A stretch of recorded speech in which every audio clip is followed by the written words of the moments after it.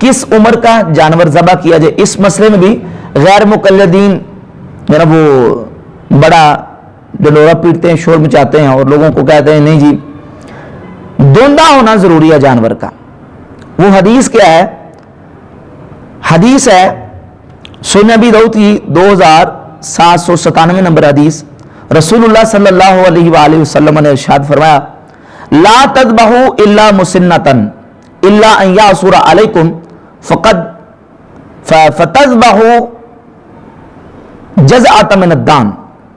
फरमाया कि जानवर ज़बह ना करो मगर मुसिन्ना।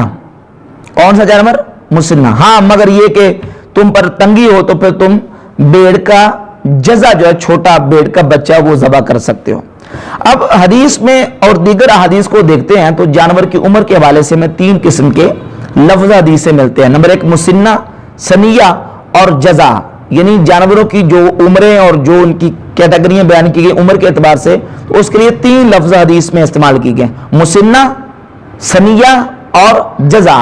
अब मुसिन्ना का माना क्या है, सनिया का माना क्या है, जज़ा का माना क्या है, ये माना जो है हमने तलाश करना है, हमने देखना है।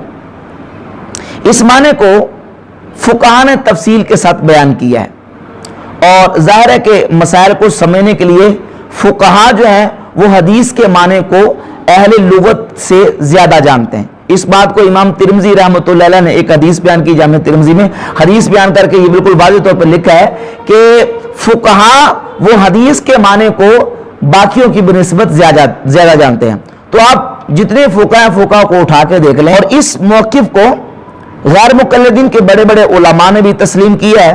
फतावा नज़रिया की जिल्द नंबर 3 सफ़ा 257 पे इसी बात को तस्लीम किया गया है कि बकरी 1 साल की हो के दूसरे को लग जाए, और गाय 2 साल की हो के तीसरे को लग जाए, और ऊंट 5 साल का हो गए छठे को लग जाए।